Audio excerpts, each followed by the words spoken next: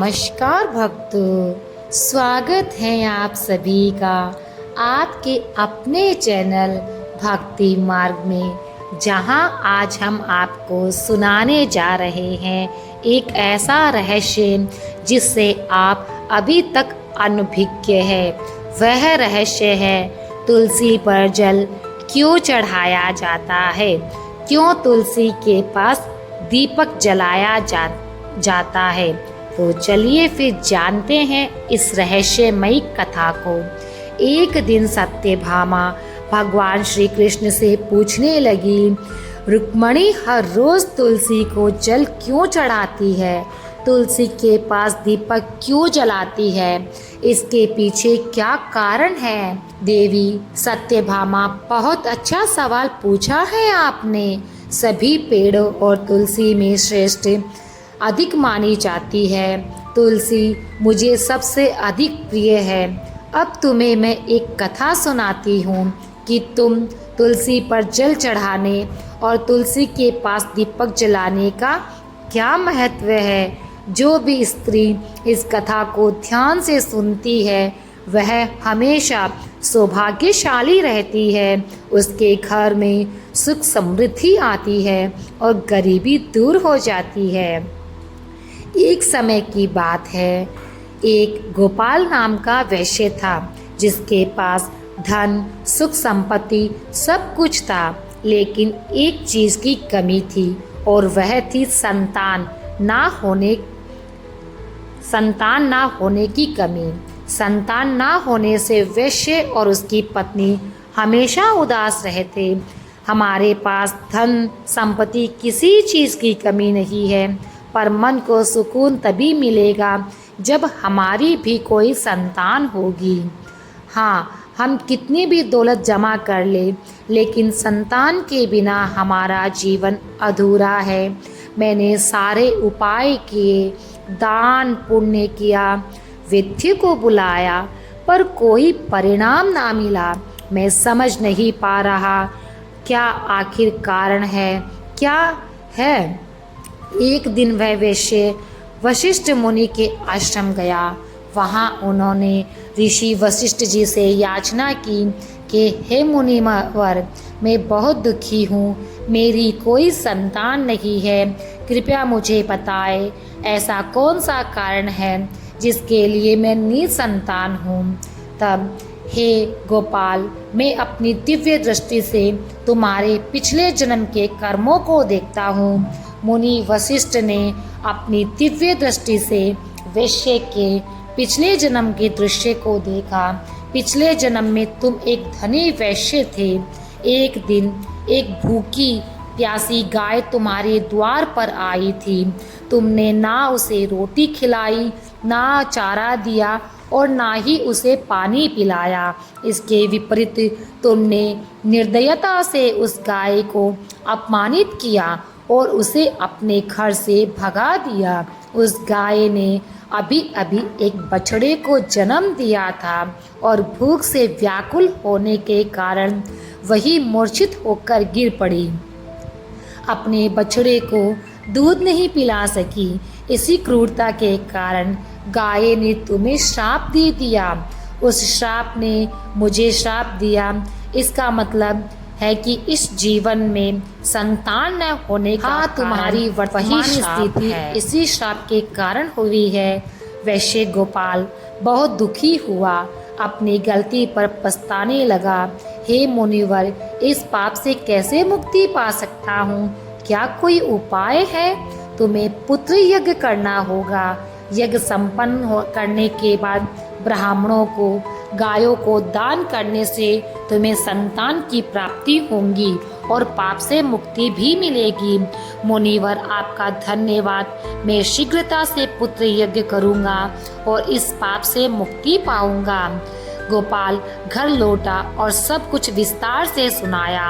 अब हमें संतान की प्राप्ति होगी। हाँ, वशिष्ठ जी ने बताया है कि यज्ञ के फलस्वरूप हमें संतान प्राप्ति होगी, लेकिन एक शर्त थी, हमारा पुत्र केवल 18 वर्षों तक जीवित रहेगा। 18 वर्ष ये कितनी छोटी आयु है। हाँ, पर हमें इस पाप से मुक्ति मिल जाएगी और कम से कम हमारा वंश तो आगे बढ़ेगा। गोपाल और उसकी पत्नी ने पुत्र यज्ञ का आयोजन किया। उन्होंने कई ऋषियों, मुनियों और ब्राह्मणों को आमंत्रित किया और विधि पूर्वक यज्ञ संपन्न किया। तभी अग्निदेव प्रकट हुए। हे अग्निदेव, मेरे पुत्र यज्ञ को सफल करो, मुझे संतान का वरदान दे। हे गोपाल, तुम्हारा यज्ञ सफल हुआ है, तुम्हें संतान प्राप्त होगी, परंतु ध्यान रहे वे केवल 18 वर्ष तक ही जीवित रहेगी। धन्यवाद अग्निदेव, वे वचन देता हूँ कि अपने पुत्र की देखभाल पूरी श्रद्धा के साथ करूँगा। यज्ञ समाप्त हुआ और गोपाल को संतान का वरदान मिला। कुछ समय बाद उसकी पत्नी ने एक सुंदर तेजस्वी पुत्र को जन्म दिया। उन्होंने सभी आवश्यक संस्कार पूरे किए और उसे शिक्षा ग्रहण के लिए गुरुकुल भेजा। ये बालक अत्यंत तेजस्वी है, उसके गुणों से सभी प्रभावित हो रहे हैं। मेरा बेटा बड़ा हो रहा है, पर मुझे उसकी आयु को लेकर चिंता है। मुनि वशिष्ठ ने कहा था कि उसकी आयु 18 वर्ष तक होगी। तब गोपाल, चिंता मत करो, हमें उसके खुशहाल बचपन पर ध्यान देना चाहिए। जैसे ही बेटा 16 वर्ष का हुआ, माता पिता ने उसके विवाह की योजना बनानी शुरू की। पत्नी ने कहा, स्वामी, हमारा पुत्र अब विवाह योग्य है, हमें जल्दी ही उसका विवाह कर देना चाहिए। भाग्य के अनुसार हमारे पुत्र की आयु केवल 18 वर्ष है। 18 वर्ष के बाद उसकी मृत्यु निश्चित है। यदि उसका विवाह हो गया तो उसकी पत्नी विधवा हो जाएगी, उसे जीवन भर दुखों का सामना करना पड़ेगा। मुझे अपने पुत्र को अविवाहित मरते हुए नहीं देखना। मैं उसके लिए एक अच्छी पत्नी की तलाश करूंगी।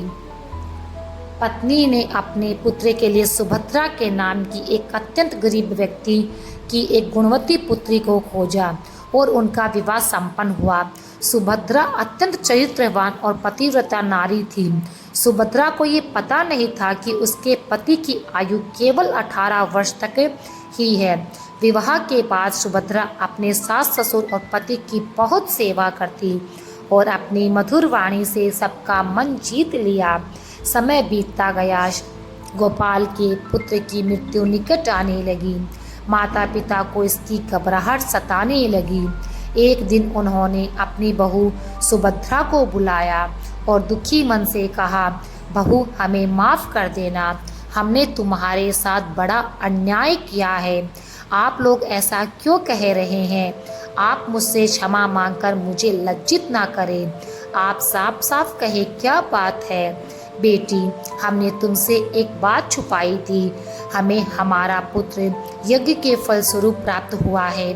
हमारे पुत्र की आयु केवल 18 वर्ष तक ही है और वह समय निकट आ गया है। यह तो जानकर दुख हुआ, पर मैं आपको विश्वास दिलाती हूँ कि आपकी चिंता बेवजह है। मैं अपने पति के प्राणों की रक्षा करूँगी। मुझे बस एक दीपक, जल का घड़ा और एक गाय चाहिए। गोपाल ने तुरंत अपनी बहू को दीपक, जल का घड़ा और गाय उपलब्ध कराई। बेटी सुभद्रा, जैसे तुमने कहा मैंने वह सब मंगवा दिया है। धन्यवाद ससुर जी, मैं अपने पति की रक्षा के लिए पूरी तैयारी करूंगी। जैसे ही वह दिन आया जब उसके पति की मृत्यु होने वाली थी, सुभद्रा ने सुबह जल्दी उठकर तुलसी को जल अर्पित किया और तुलसी माता को प्रणाम करके पौधे पर चुनरी बांधी, दीपक जलाया और प्रार्थना करने लगी, हे तुलसी माँ, मैं इस चुनरी के साथ आपकी शरण में आई हूँ। कृपया मेरे सुहाग की रक्षा करें। यमराज के 2 दूत गोपाल के पुत्र के प्राण लेने के लिए घर आए, लेकिन तुलसी के पौधे ने उनका मार्ग रोक दिया। ये क्या तुलसी का पौधा हमें रोक रहा है? हे यमदूत, मैं तुम्हें इस घर में आने नहीं दूंगी। इस घर की बहू ने मुझे चुनरी पहनाई है। उसके पति की रक्षा करना मेरी जिम्मेदारी है। हमें यमलोक लौटना होगा। यहाँ प्रवेश करना संभव नहीं लग रहा। यमदूत भयभीत होकर वापस यमपुरी चले गए और यमराज से बोले, महाराज, उस घर में हम प्रवेश नहीं कर पाए। उस घर की रक्षा स्वयं तुलसी माँ कर रही थी। हे यमराज को यह सुनकर बहुत गुस्सा आया। उन्होंने तुरंत अपने अन्य 4 दूतों को बुलाया और कहा, तुम शाम के समय सुभद्रा के घर जाओ। जब तुलसी का पौधा सो रहा होगा तब उसके पति के प्राण लेकर आओ। शाम के समय यमराज के 4 दूत सुभद्रा के घर की ओर निकल पड़े। उधर सुभद्रा को यम के दूतों के आने की आशंका थी। उसने तुलसी के पास एक दीपक जलाया और प्रार्थना की कि दीपक, तुम मेरे पति के प्राणों की रक्षा करो। यमराज के यह दूत मेरे पति के प्राण लेने के लिए आ रहे हैं। कृपया मेरे पति की रक्षा करो। जैसे जैसे शाम हुई, तुलसी का पौधा सो गया। यमराज के 4 दूत सुभद्रा के घर के सामने पहुंच गए। उन्होंने तय किया था कि वे सुभद्रा के पति के प्राण लेकर ही यमलोक लौटेंगे। जैसे ही यमदूत सुभद्रा के घर में घुसने लगे कि तुलसी के पौधे के पास जले हुए दीपक ने उनका रास्ता रोक दिया। हे यमदूत, इस घर की स्त्री ने मुझे प्रज्वलित किया है और मुझसे अपने पति के प्राणों की रक्षा की प्रार्थना की है। तुम इस घर में नहीं आ सकते। उसके पति की रक्षा मैं कर रहा हूँ। हमें यमराज ने उसके प्राण लेने के लिए भेजा है। तुम आज उसके पति के प्राण नहीं ले जा सकते। अगर आगे बढ़े तो मैं अपनी अग्नि से तुम्हें जलाकर भस्म कर दूंगा। दीपक के ऐसा कहने पर यमदूत डर गए। इसके बाद सुभद्रा ने जल के लोटे को दीपक के पास रखा और बोली, हे जल देवता, मेरी मदद करो। यमराज के दूत हमारे घर के आने से रोको और मेरे पति के प्राणों की रक्षा करो। जैसे ही यमदूत फिर से सुभद्रा के घर में आने लगे, जल ने कहा, इस घर की रक्षा की जिम्मेदारी मेरी है। अगर तुमने इस घर में आने की कोशिश भी की तो सोच लेना, मैं तुम्हारे नरक की आग को अपने जल से बुझा दूंगा। फिर तुम्हारा नरक डगमगाएगा। यमदूतों ने जल के लोटे की चेतावनी सुनकर भयभीत होकर वापस लौटने का निर्णय कर लिया। लौटकर यमदूतों ने यमराज को सारी बात कही कि किस तरह अग्नि और जल ने उनका मार्ग रोक रखा है। ये सुनकर यमराज को गुस्सा आ गया। उन्होंने फिर से 8 अन्य बलिष्ठ यमदूतों को कहा, तुम सब जाओ और जैसे भी हो सुभद्रा के पति को लेकर आओ। इस बार सुभद्रा अपने घर के सामने गाय को बांध दिया और गाय माता से प्रार्थना करके बोली, हे गाय माता, यमदूत मेरे पति के प्राण हरने आएंगे। मैं आपकी शरण में आई हूँ। जैसे भी हो मेरे सुहाग की रक्षा करो। गो माता सुभद्रा, तुम बेफिक्र रहो। मेरे रहते यमदूत इस घर में प्रवेश नहीं कर सकते। तुम्हारे सुहाग की रक्षा मैं ज़रूर करूँगी। जब 8 यमदूत आए तो गाय ने उनका रास्ता रोक दिया और बोली, मेरे रहते तुम लोग इस घर में प्रवेश नहीं कर सकते। अगर कोशिश भी की तो मैं तुम्हें श्राप दे दूंगी। देखो, तुम जिद मत करो। यमराज ने जैसे ही सुभद्रा के पति के प्राण लेने का आदेश दिया है, हम अपना काम करके ही जाएंगे। ऐसा करने से पहले तुम्हें मेरे प्राण लेने होंगे।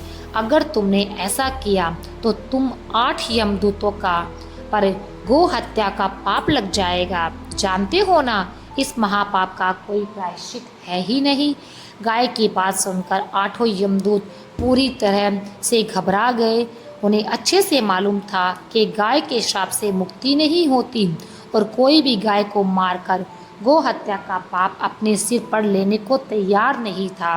हमें यमलोक लौटना होगा। इस गाय के रहते हम इस घर में प्रवेश नहीं कर पाएंगे। 8 यमदूत डर कर यमलोक पहुँचे और यमराज को बताया, आज उसके पति के मृत्यु का दिन है। अब मुझे ही कुछ करना पड़ेगा। यमराज अपने भैंस पर सवार होकर सुभद्रा के घर के पास पहुंच गए। यमराज को अपने द्वार पर खड़ा देखकर सुभद्रा डर गई और यमराज को प्रणाम कर कर उनकी स्तुति गाने लगी। हे धर्मराज, आप ही प्राणियों के पाप और पुण्य का लेखा रखते हैं। आप न्याय के देवता धर्मराज और मैं धर्म का पालन करने वाली एक पतिव्रता नारी हूँ। कृपया मेरे पति के प्राणों की रक्षा करें। धर्मराज, मेरा आपको शत शत बार प्रणाम। सुभद्रा की स्तुति बार बार सुनकर यमराज बहुत प्रसन्न हुए और अचानक से उनके मुंह से निकला, सदा सुहागन रहो। फिर यमराज सुभद्रा के पति के प्राण लेने के लिए जाने लगे। तब सुभद्रा ने यमराज को फिर से प्रणाम करते हुए कहा, हे यमराज, आपने अभी मुझे अपने मुख से सदा सुहागन रहने का आशीर्वाद दिया है, फिर आप मेरे पति के प्राण कैसे ले सकते हैं? ऐसा करने से तो आपका वचन ही मिथ्या साबित हो जाएगा। ये सुनकर यमराज रुक गए और बोले, हे सुभद्रा, तूने आज मृत्यु को भी पराजित कर दिया। मैं तुम्हें वर देता हूँ, तुम्हारे पति अब 100 वर्षों तक जीवित रहेंगे। तुम्हारी श्रद्धा और पतिव्रत धर्म ने मुझे प्रसन्न किया है। यमराज ने वरदान देते हुए कहा, आज से जो भी स्त्री अपने घर के सामने तुलसी का पौधा लगाकर रोज शाम को उसके पास दीपक जलाएगी और जिसके घर के सामने गाय बंधी होगी और जल का लोटा रखा होगा, उसके घर में मेरे दूत कभी प्रवेश नहीं करेंगे। इतना